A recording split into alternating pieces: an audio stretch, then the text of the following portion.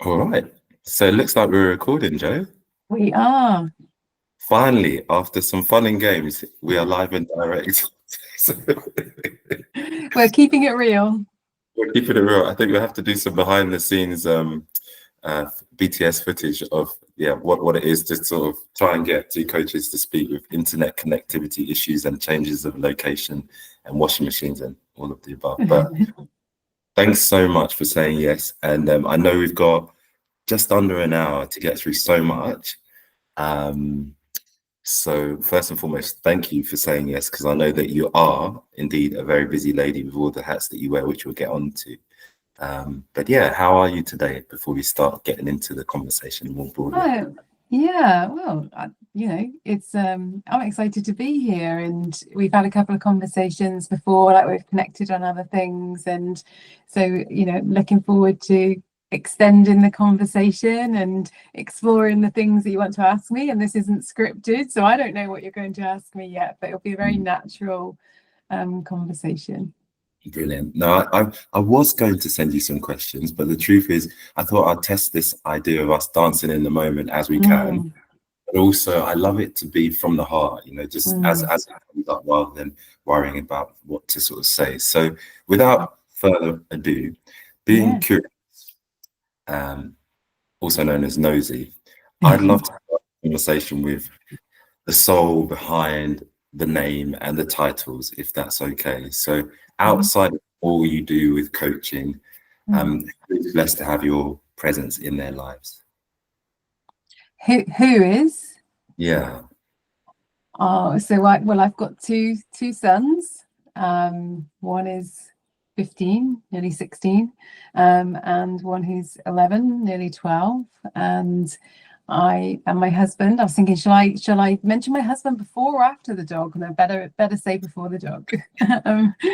So yeah, my husband, my two sons, and our dog, who's a rescue. She's lovely because she brings some feminine balance into the house, which I feel and appreciate. And I'm lucky to have my the rest. Basically, I'm thinking quite unusual.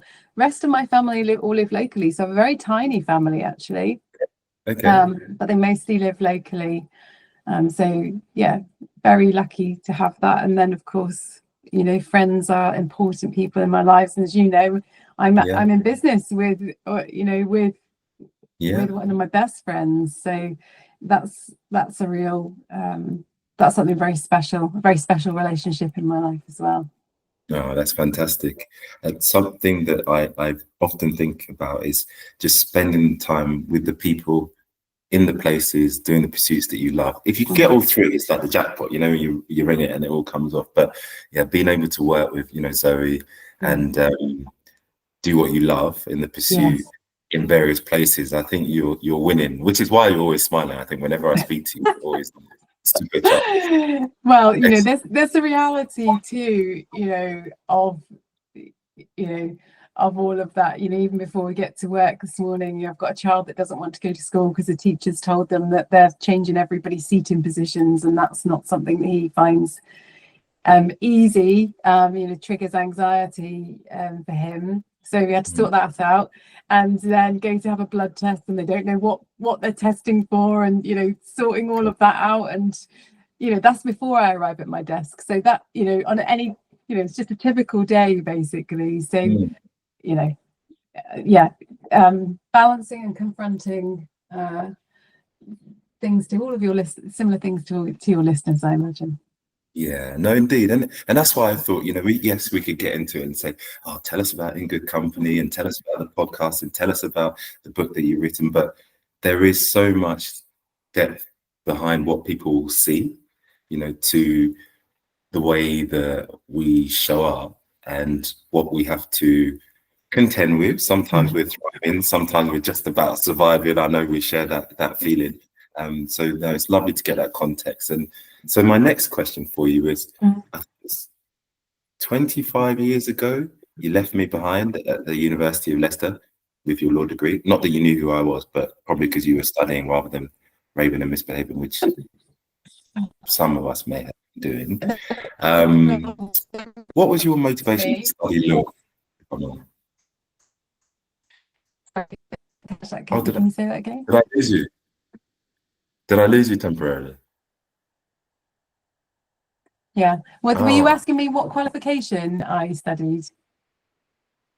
no, I was just saying that 25 years ago, you left me behind at the University of Leicester Mm. when some of us were rebelling and misbehaving. You were finishing up and moving on with your law degree. So I was keen to understand what your motivation was to study law of all the subjects that Mm. they do. I know at Leicester do that really Mm. well, but yeah, what motivated you to go into law? Yeah. Well, there's no family background in law. In fact, I was the first person in the family to go to university, so that was quite a big leap. Oh, wow. And really, it was because I was academically able, so I enjoy learning, and I was able to apply that learning to a sheet of paper. I guess I just understood the logic, because exams doesn't necessarily mean that you know most about the subject, but I was lucky that I could do that. And so I was sort of signposted in a way to medicine or law, and I don't like needles or any of that stuff, so that wasn't an option. So I was lucky that was an easy no, not for me. Although I really admire people that dedicate their lives to helping others in those ways, because I couldn't. And then law, like, I have a very analytical brain, so it's kind of a natural bit. But really, what swayed it partly was Ally McBeal, the Oh, really? program. I I remember that. loved. So you've got to be a certain age, I think, to know about Ally McBeal, although maybe it's coming around in memes or stuff now. But I really liked it, and for me, I was interested in family law. Yeah. So even though I recognized I wasn't old enough to do that, but I knew I probably would want to have my own family at some stage. And there's always been something in me that I was lucky that I was brought up in a loving, stable home, and I've just always known on some level, like, not everybody has that. And Mm. in some way, I've always wanted to contribute to try and to help to create some greater sense of equality, and knowing that actually, I think at some point, and then this might have been during my work experience actually, where I realized that even in my own street, there was stuff going on behind closed doors that I previously would have no understanding of. Yeah. Yeah. But actually, when I did my work experience, I realized that the stuff I like being in small groups more than big groups. And so one of the attractions for law is, like, it's you and whoever needs the support. Love the intimacy of that. But I realized that was about 10% of the role. So Mm. I was like, maybe this isn't for me. And also, maybe I'm just not old enough, is what I felt like, to be doing that at that point. Maybe I need some more life experience. So I decided after my degree, not that I definitely wouldn't do law. And I think I probably held that maybe I will go into that at some point for about 10 years, probably afterwards. So yeah, that's a bit around why I went into law. I actually always really liked psychology, but when I don't even know if I don't think we had the option to do psychology at school. So, it would have been, although my son now is doing psychology at GCSE, and he's loving it. But I didn't have the option. And so, but I was sort of ushered away from it. The messaging, I remember my dad saying something to me, which certainly led me to think that he didn't really think it was a real subject, like, what's it going to lead to, kind of a thing. And actually, it's worked out really well, because I think I'm much better suited to what I'm doing or I'm living a better version of my life than I would have been if I'd have gone down if I'd become a psychiatrist or so on. Like, I'm very lucky. I couldn't have dreamt that I'd be doing what I am doing. Yeah, no, indeed. And you've without knowing the questions, you've kind of segued beautifully into my next avenue of inquiry, which is, for me, I love how our studies need not determine our career paths. Mm. And I understand that you spent your early career, not going down the law route, but rising up the ranks within human resources. Mm. Um, you've touched upon the fact that you liked helping people. I think there was a pull towards that. You've enjoyed studying. I know HR definitely allows you to do that. And then there's a psychology element. But I didn't know if any of those or a combination of those were what drew you into the HR profession. I think so. Basically, I got scooped up in the milk round after uni, and so I ended up. So I went to university in Leicester, and then I ended up working in Birmingham, living and working in Birmingham afterwards, for an IT recruitment consultancy. Oh, And it was, on some levels, it was really great. Lots of young, lots of people, all under 30, really, like working hard, playing hard. yeah. And they'd actually, on a Friday afternoon, they would bring in a trolley of alcohol, and we'd all start drinking whilst we're finishing our working week off, and then we'd all go out and have some drinks together. But whilst I was there, I observed there was a HR person that worked there. I didn't even know about HR. And so that's how I got to learn about what that role was. And what I realized is actually that's where I could use my analytical brain. It's working with people, which I love.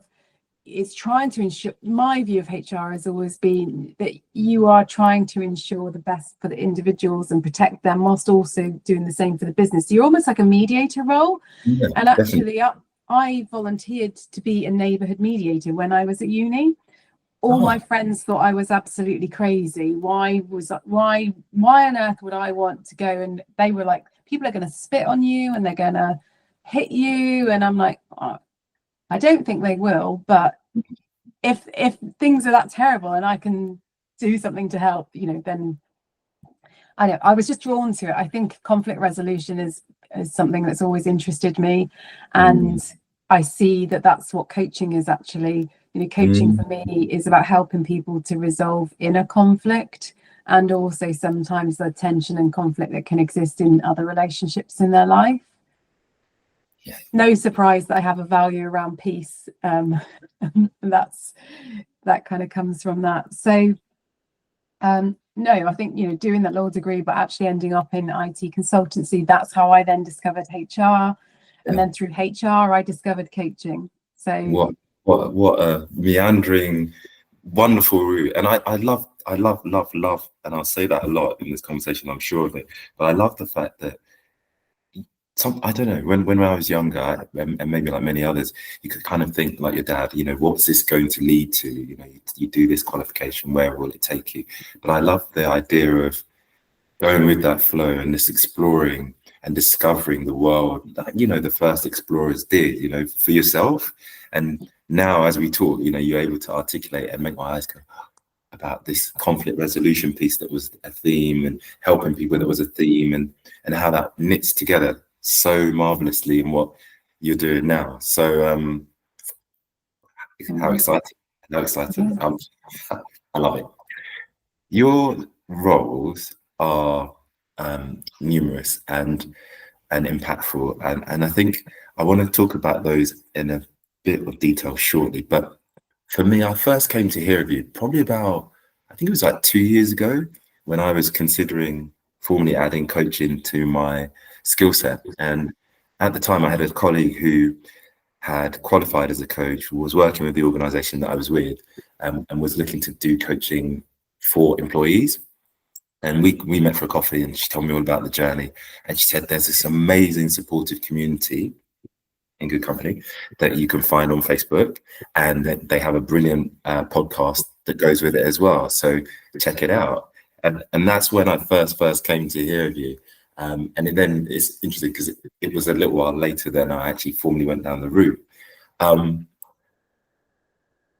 Pausing for a second, what was your call to pivot from corporate citizen, doing what you were, head of talent, even development in HR, to the rocky road? And I must say it is rocky. I love it, but the rocky road of being an entrepreneur and starting your own thing with Zoe.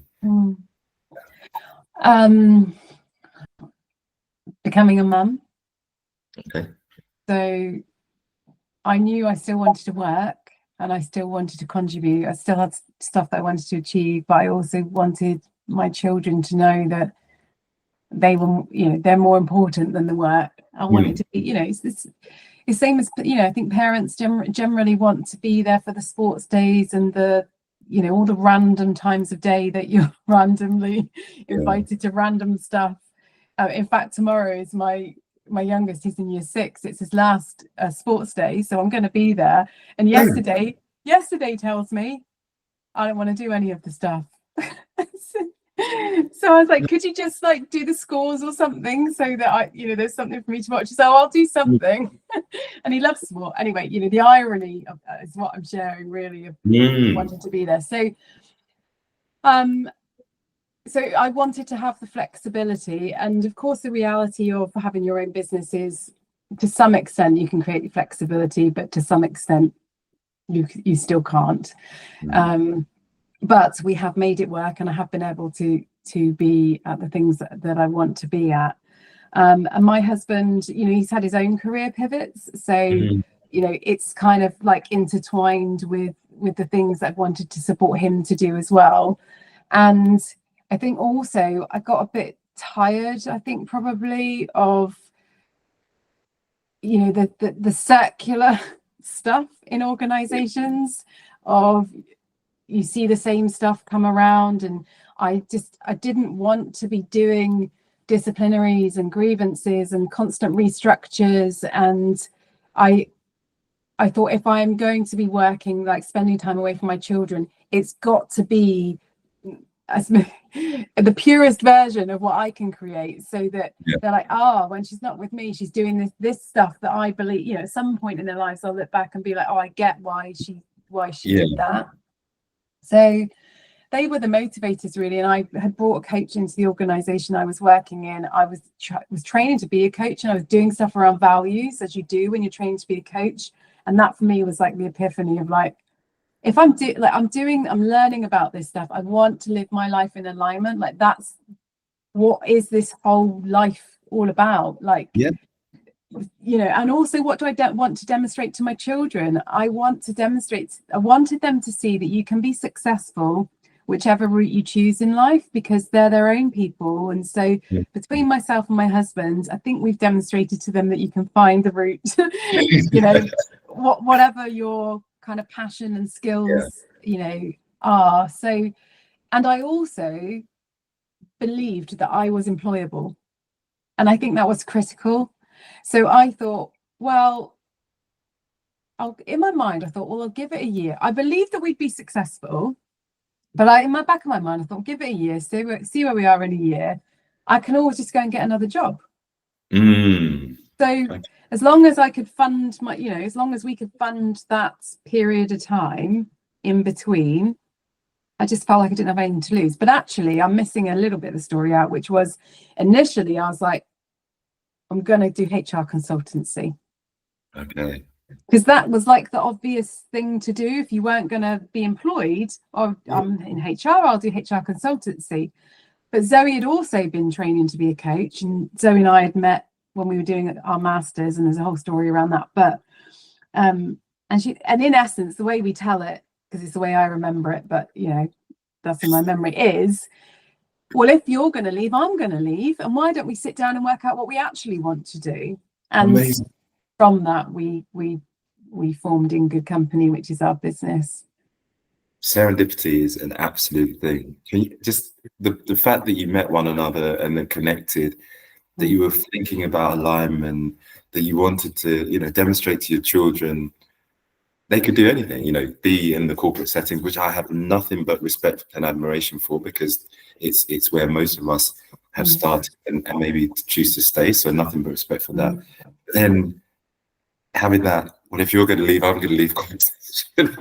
it's absolutely hilarious to me. And testament again to just flowing. I just feel like when we get out of our own way and release those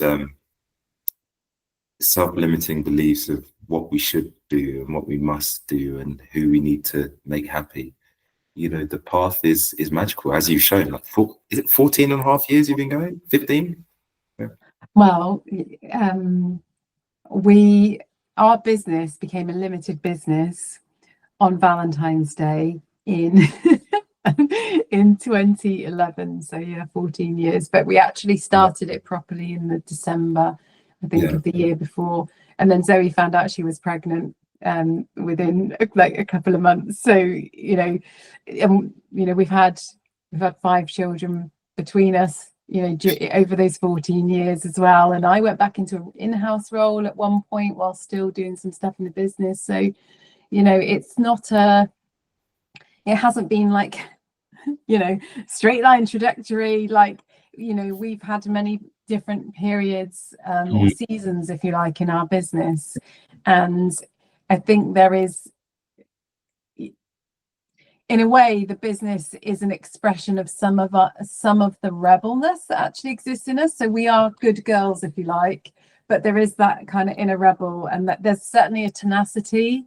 There's a real focus, and we hold a deep respect for each other, both in terms of our respective abilities, but also there's a deep trust. And I think even when we have, naturally there are tensions at times where we don't feel exactly the same thing, but we know that neither of us is going to force something on the other person. Like, they can't, because it's 50-50. And so we embrace that as part of, we're going to create something better as a result of this, because we can bring both of our perspectives into it. And I think we give each other courage.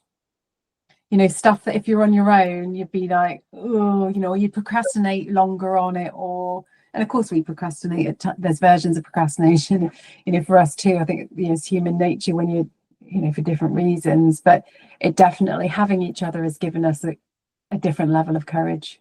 Yeah, what a positive, powerful love story in the formation of the company. It is a love, it is a love story. It's certainly a marriage. It's different type of marriage. It is, and again, I come back to, you talked about conflict resolution and that being a focus for you, and I can't help but feel that is additive to any relationship, working or personal. And the fact that you have that with Zoe, it reminds me very much of there was a Jay Shetty podcast where he talks about when people get together, they sometimes make the mistake of saying, this is my house, you come and live with me with my values and my view of the world, etc. When really what you should do is, what you and Zoe are demonstrating, look at each other's strengths and attributes and also development areas and say, actually, with courage and an open mind, we can pick the best bricks from Joe's house of lived experience and thoughts, the best bits from Zoe's lived experience and thoughts, and then we create this rebellious in good company magic, essentially. I love it. Yeah. And all of the initial branding that we had, that was, I don't know where we got the pictures from, the websites where you can get different graphics, and we had like chicks breaking out of eggshells and caterpillars becoming butterflies and all that. And actually, when we got very serious about our business, which was right at the start of COVID, and we took it seriously before, but I mean, from a business perspective, we were like, actually, we're going all in, we're investing. We looked at everything that we'd done and we up-leveled everything. So we invested and worked with a proper branding company that really got into our story and really helped from the story to bring out the essence of it, along with some of the things that we liked that created our branding. And and obviously we do work very hard in our business, but we up-leveled everything, and that really was a turning point for us. Oh, I love that. I say it a lot. I might think of another word. I adore it. So, coming back to your roles, so we haven't talked about, but they are numerous. They are impactful. I've got co-founder and co-CEO of In Good Company, which offers the triple accredited, for anyone who doesn't know, I think it's EMCC, ICF, and Is that? Association for Coaching, Yes. IRM. Yeah, you've got all three there where people can come and get the best training ever and choose whichever path they want to go down. Then you've got the podcast, the Coaching Crowd, and then you are the co-author of this amazing best-selling book, Deciding to Coach. Like, how, I sit here and I'm like, wow, like, how does one evolve? Asking for a friend, aka my good self. How does one evolve the business from the idea of what can we both do together if you're quitting, I'm quitting, to just smashing it on so many different levels in so many different formats, you know? You make the decision and you go for it, you know, and you stick at it, and it's all the stuff you do when no one's looking, really, you know, that those are the things that people see, but you know, it's what it takes, you know, it's what drives you. And I think Zoe and I have our own kind of personal reasons for what you know, really motivated us in the business in the first place. And for us, we're legacy building. So it's, yes, we have a business, but it's an expression of a legacy that we want to leave in the world. And so, you know, for me, like writing the book, it's like, actually, it's quite simple. Like anybody could do that. Honestly, anybody can have a best-selling book. Anybody can create a podcast. We keep it super, everything we do, we try and keep it super simple. So if I give an example, like with the podcast, we record on Zoom using GarageBand. We've got Apple devices that we use. We have the microphone that I'm using here. It's like a Yeti. And we do now have somebody that edits it for us, and kind of posts it for us. But it's super simple, and we batch record, so we have time in our diary. We try and do it in a day a month, but sometimes we've got to split it up, and so that's how it's manageable for us. That's how we can sustain it. So we're over 200 episodes. We always think, like, how much more is there to say about coaching? But there seems to be a lot and more, and we listen to our communities and the conversations we have with people around, you know, what might be useful for people. And, you know, writing the book, we actually, well, so we found somebody that could do that through a mastermind. So we invested in a mastermind, and that was a massive investment. We didn't get out of it exactly what we thought, but I don't think people ever do get out of stuff exactly what they think they're going to get out of it. Same as with coaching, you know, you tend to get out of it different stuff to what you perhaps thought at the beginning. And we wrote the bulk of that. We wrote in 2 separate weeks. And so we literally, you know, once you've got the outline for the book, you just go and write. I mean, now you've got AI, which can absolutely, you know, speed the process up massively. And so, you know, and that book, it's kind of like, I think everybody has a book, but actually more than one book inside of them. Like, everybody's got unique stories and perspectives that are valuable. And I think the biggest thing is overcoming the fear. You know, you're actually, there's the exposure that these things give to parts of yourself. And so the book that we wrote, Deciding to Coach, was designed for people thinking about training to be a coach and what are the things that you might consider. It's specifically designed really for those in, you know, in HR and around that. And the second half of the book is around the business aspect of it, because, you know, if you're thinking of going on the journey that we did, it's like, how did we do it? Well, we don't want to keep that a secret. We want to say, hey, look, here's how we did it. You may not want to do it that way, but if we can help to, you know, accelerate the process for others, then we will, because we wish it would have been great if we'd have had that help in the beginning ourselves, because we didn't. And, you know, with the business, like we created these training programs. We trained, you know, 2 people in a room, you know, 3 people in the room, 4 people in the room, 6 people in the room, you know, and now we train 5, 6 cohorts a year, 21 people in our like level 5 and level 7. And we've got our CPD programs, you know, because people are like, oh, can you do a group and team program? Can you do an ND program? Can you do, you know, and then the emotions coaching is our soul work. That program is, is very special. And people know if that's for them or not, but it's the essence of what we actually see as being the heart and soul of coaching. So when people would say to us, how do you coach, we try to decode it. It's obviously not exactly how we coach, but we've created it off the back of that. And that was, that course is created from conversations stood on like train station platforms. I've got every so often when you go through your files, like on your computer or in your cupboard, I will find like pages or documents of like the very early thoughts and creation of some of the content and activities, and then I'm always like, oh, phew, because if anybody said in the future this isn't yours, like I've got evidence that it was. Like all the receipts. I love that. You have. Well, yeah.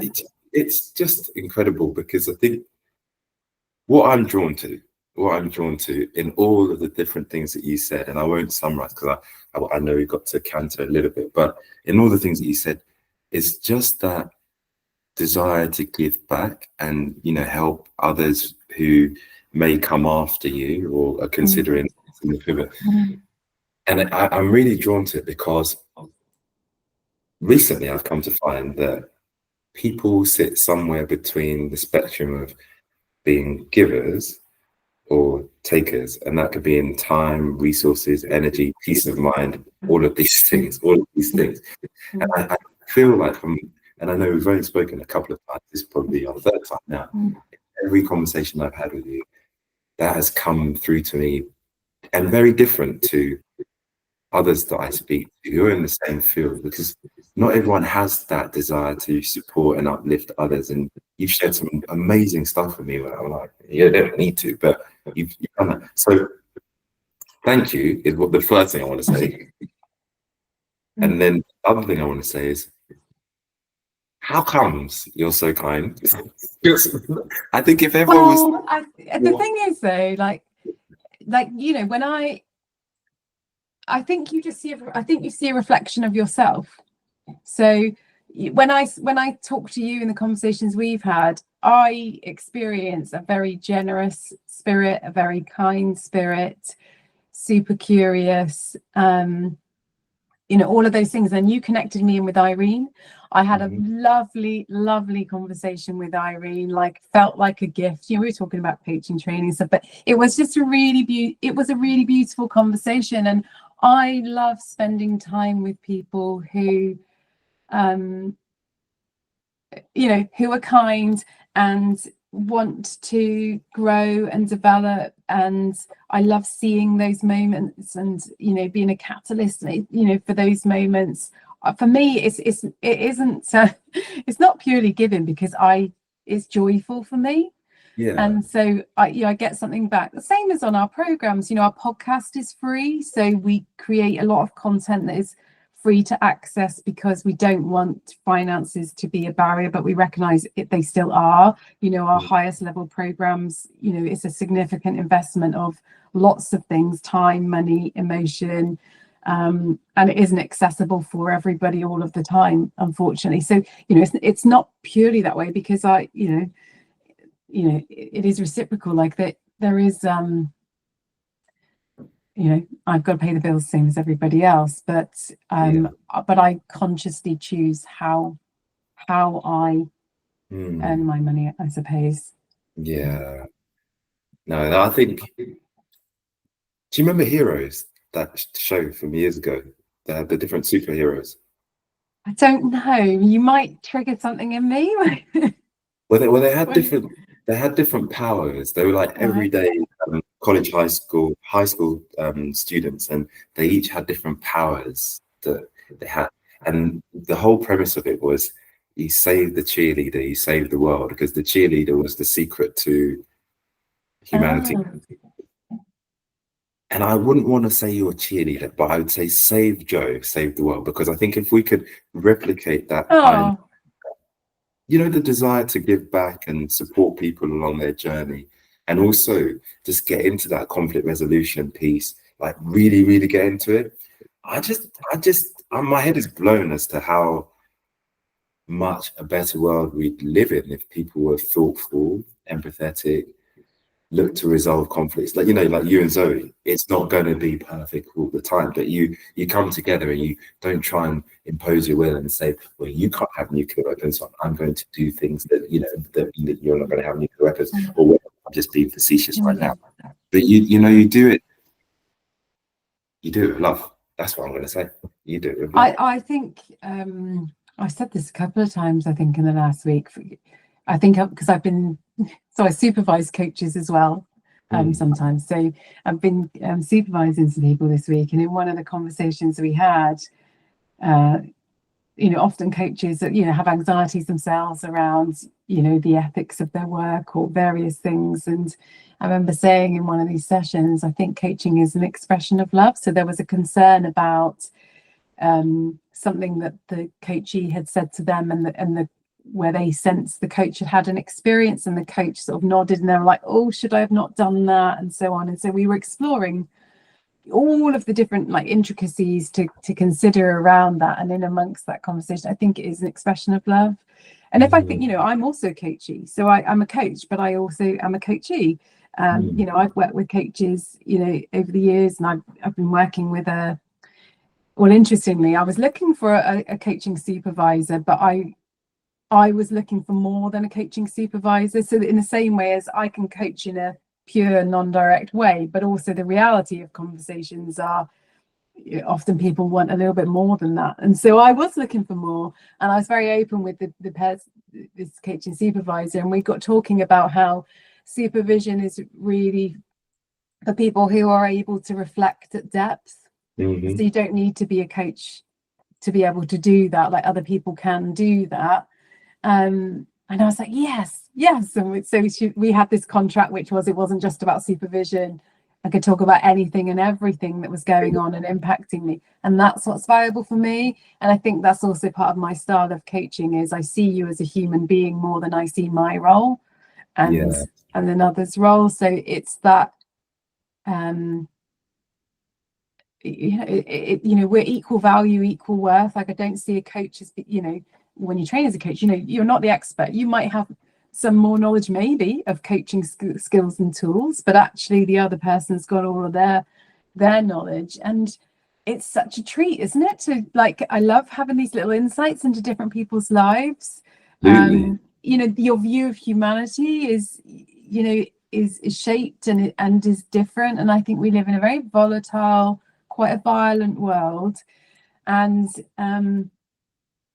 in a way, maybe I'm just trying to create a little bubble for myself within that. You know, that's what the coaching world is, and it's still developing. So I think it's a very exciting space to be in, because there's room for everybody to you know, impact it and challenge it and help to develop it. And different people have different signature styles, and you know, a coach isn't going to be the right coach for everybody. So, and that's great.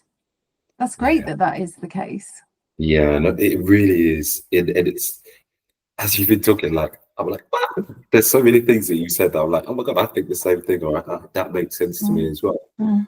When you talk about the world and the times that we live in, I've stopped watching the news for one, but I do think that we have an opportunity, and in fact a responsibility, to do whatever we can and what we can control to create our own little heaven on earth, as you kind of alluded to, you know, in terms of the way that you operate. And in that respect, focusing on that which we can control, I feel like things are good. Like, if I turn on the news, I believe, like, you know, World War V is about to start. But if I don't watch the news and I really focus on what I can do and where I can put myself intentionally to support others or give of my time and my energy and all the rest of it, then that's all right. You know, it's really all right. Finding your tribe is part of that fun journey, you know? Yeah, and I suppose because I've focused in around coaching, it enables me to not feel spread too thin, because you know, if I try to do lots of different things in different ways, so it sort of helps me to keep a sense of balance around things as well. And you know, how lucky am I that I found something that that I enjoy doing, that people seem to enjoy being part of, because not everybody finds that in their life. So, if we trace it all back, like I worked in the private sector, I worked in the public sector, I worked in the third sector. It sort of, led me then into, so I came from my last job before I created my business. I worked in the third sector for 7 years. And I think obviously I found my way there because that was a natural home for me in terms of employment. And then there's still a lot of essence of that, really, that is, that's in the way that I look at our business. And I think the way the world is changing, like the business we have now is probably not the business we're going to have in 10 years time. Yeah. And how do you resource yourself for that? So like everybody else, there's periods of like fear and but excitement and exhaustion and energetic, because the thing that people have said to us most over time, from the outside looking into our business, is, how do you do it all? How do you manage it all? And we did it all ourselves for most of those 14 years. We have a team that are supporting us now, but it's a bit like when you said before, like, oh, what about the podcast and the book? And it's kind of just start with the baby steps, like, what can you do now?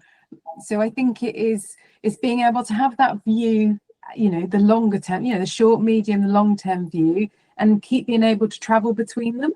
And things don't always progress in the way that you want them to, or we're very energy, so we're very energy driven, but we also have that kind of structure or semi-structure of things we want to achieve, but we are not, that structure or plan does not drive our business. We drive our business. So if we have an idea, something we're like, I really feel like we go with the energy, because when you've got the energy and you can get into your flow, it's amazing what you can create. And also, if we were talking about community, I think, when we, like, earlier, I think I was on another conversation, we were talking about communities, and Zoe and I had been talking about, like, when we believe in the thing that we're doing, that draws people in. It is the thing, but it's more how we feel about it, because that influences how we communicate it. So if we circle back to the love,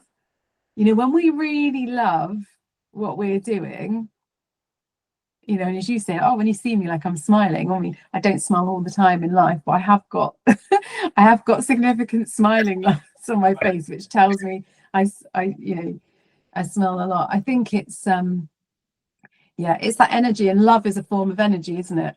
It is just we could carry on, and we will have to do some more of it, because I think two things can exist at the same time. So gratitude, but also commendation. And I think when you say that, how lucky are you, I can see the gratitude in that. But I would, if I had some flowers, virtual or otherwise, I would want to present them to you, because luck is really when preparation meets the opportunity at hand in some way, shape, or form. And I feel that you have listened to yourself, you've reflected on what works for you, and you prepared, and opportunities have come up. And when you talk about the energy, I love it, because I have this thing myself where it's like, I'm supposed to do some business development, because that's what all the books say. I must develop business. And I'm like, no, to do what it is that I feel like doing. And sometimes it can be completely random. It'll be like, message this person out of nowhere, and I'll do that. Or someone will message me, and I'm like, how the hell did you get to hear about me? And it's really that authenticity and that energy that you speak of is really the highest detectable feeling we have. Because, I wonder if you have this, where you go to an event or a function and you stand next to someone and they speak, and within 5 to 15 seconds, you're like, there's something not quite congruent about what is being said and how they seem. And I'm not saying I judge people, because if you're judging, you can't be loving. But do you know what I mean? When you you can feel there's a there's an energy that's not quite in alignment with your own. Yeah, and also, you know, the other way around, where you can very quickly sense that there's a sense making between two people at some level that goes beyond words or time. And I think that circles back to what I was thinking about is I have a systemic view on life. So I do think that we are all interconnected. So I do think that we are all one in some way. And that is very much then part of like, so why wouldn't you? Like, of course, you're going to do whatever you can to help people at whatever level or ways that you can. And there are so many people doing way more, you know, than I am, that I have such awe and respect for. But I'm also okay with what I've managed to do in my, you know, in my little area of it. So there is a big part of it that comes from that. Yeah. I don't see each person as a completely separate individual. I think I said before, like, you know, maybe I'm reflecting back, you know, to you, you know, the qualities that you have. And, you know, from in a coaching sense, when we think about like the bits that we don't like in other people are often bits that we can't sort of make peace with in ourselves. And I think when you start to open up to that and see the value of that, and can explore it, then you look at those things in different ways. And I think it enables us to take more responsibility, you know, for those parts, and like the, you know, the reintegration of the whole, if you like, as an overall theme. So, you know, of course, of course, I lose my temper, you know, at times. Of course, I, you know, definitely not, just I'm human, same as everybody else. And so, but coaching is something that I describe as a mental health insurance policy. That's what it's been for me in my life. And I think that's what I feel such gratitude for, is how it's helped me to understand myself and what I need to live my best life, and how, and to also be able to create the life or the foundations for my own family, you know, for whatever they choose to do in their lives. That's brilliant. Honestly, that's so amazing the way that you sort of described it. And I'm mindful, I've had a look, time check, we've got an altitude that we're cruising at of about 60,000 feet, and I don't want us to get the bends, you know, where we drop too quickly. With about 5 minutes to go before I know you've run. There are probably a couple more questions that I had for you, and I think to help people who are thinking about how they move through life, or business more so actually, what are some of the tools that you've utilized to elevate yourself and your business more broadly?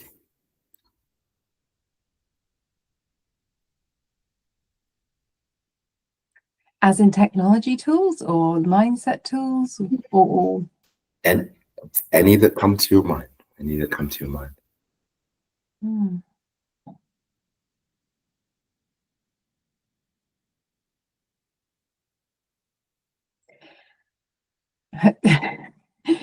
So, do you know what actually came to my mind was walking? That's perfect. And the reason I say that is because I process a lot when I'm walking.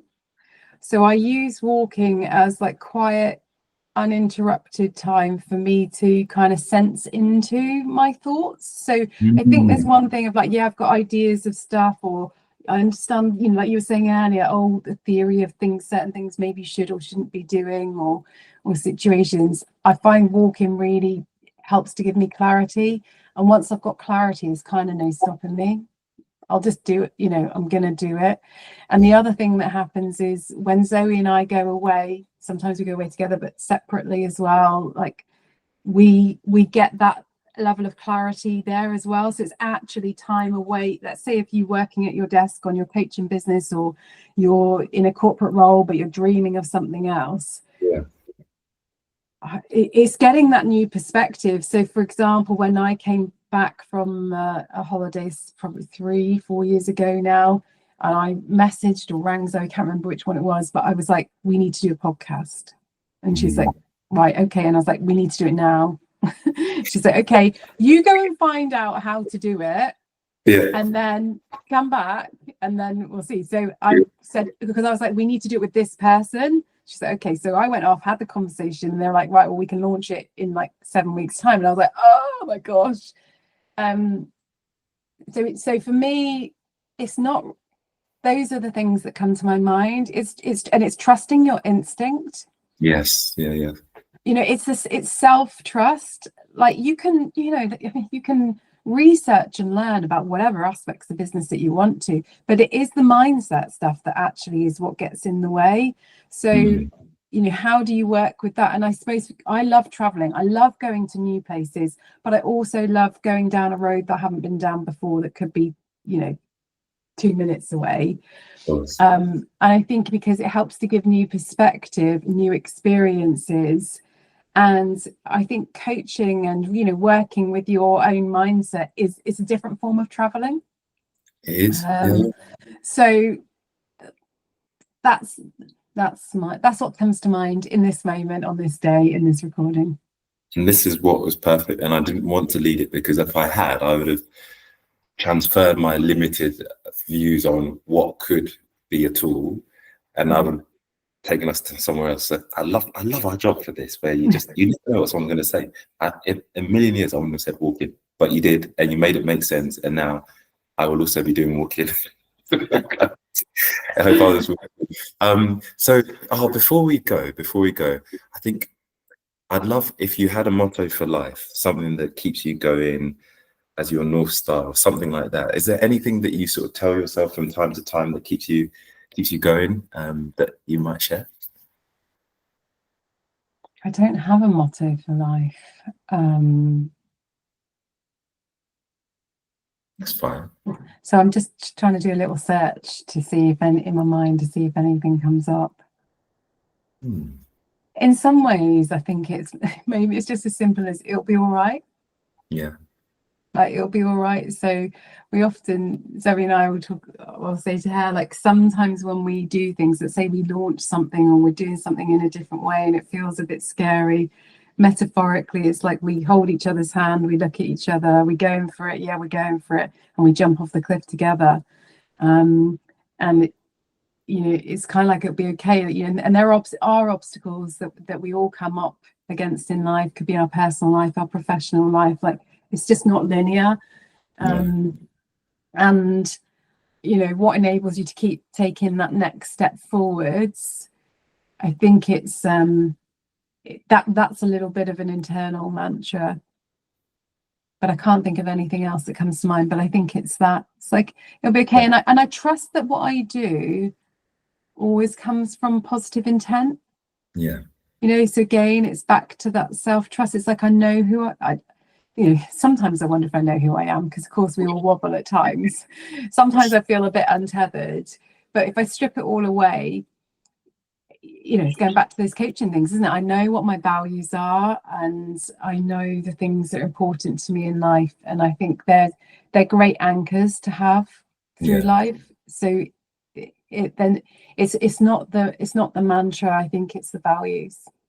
I love that, and I can really see the marriage between the values and the approach, which is quite systematic actually, because when you have the values, or you have this North Star that is your guiding principle, it's easy to evaluate things that come up, like, does this align with me, yes or no? And I think as we advance, I wouldn't say get old, because I'm definitely not trying to get old out here, but as we advance, I think we know, or have the opportunity to know who we are and what works for us more than we did perhaps when we were in our 20s or 30s, and therefore you make that decision with greater conviction, that you've also got a body of evidence that says, in those moments when you knew that this was not a good idea and you tried it, because that's what we do when we're younger, it backfired. So now this is how it feels, this is why I'm here, this is what I want to achieve. I'm gonna do that. So let's go. Well, Amazing. and I think, I mentioned I have a value around peace, but I also have a value of adventure. So when I think about my business, I don't consciously think of the word adventure every day or anything like that, but I do know because I know that there is an alignment. So for me, the business is an adventure.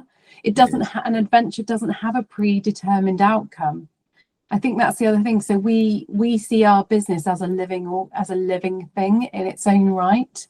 So it wasn't always that. It was Joe and Zoe, but we've allowed it and breathed life into it, so it's become its own thing. And so we respect it as its own thing. We are caretakers of it. And so it's an adventure. It's got the freedom and the space to become what it needs to become in life. And I also have a value around achievement. So it is important to me that I achieve stuff like every day, and several times through a day. And that definitely does motivate me. And that may be something as simple as ticking something off the 16 lists that exist around me. We can't see them. I know they're there. Yeah, and there are some non-negotiables too, like the walking, So even after those two things I described at the beginning of the call, I then I walked the dog, 15, 20 minutes. I'm very lucky where I live, beautiful views. And that's a real grounding, reset. And again, it keeps me in touch with that gratitude, and that sources me and resources me to be able to come and to be able to give into the work and the conversations that I have. So thank you so much for the space together today to meander on life's journey. Yeah, no, it has been an adventure. It really has been an adventure, to borrow your parlance. And I will, when this comes out, have links to where people can find you if they've been sleeping, or maybe it's not been a thing they thought about before, to you through LinkedIn, but also the website and everywhere else, because there's so much that I've heard is happening that I would have loved to touch upon, but time has beat us today. So I'll put the links so people can do their research. And I can't wait to just have another chat with you. I feel quite gutted that this has had to end now, because I'm having a really good time with the energy that's between us. It's been wonderful. I'm sure the conversations with your other guests, will be interesting, and I'm going to be tuning into those myself too. You're a star, Joe. You're a star. Well, my regards to Zoe, the two kids, your husband, who comes above the dog, in my view, just being a fellow dad. Yes to the dads. Yeah. We'll catch up soon. Thank you.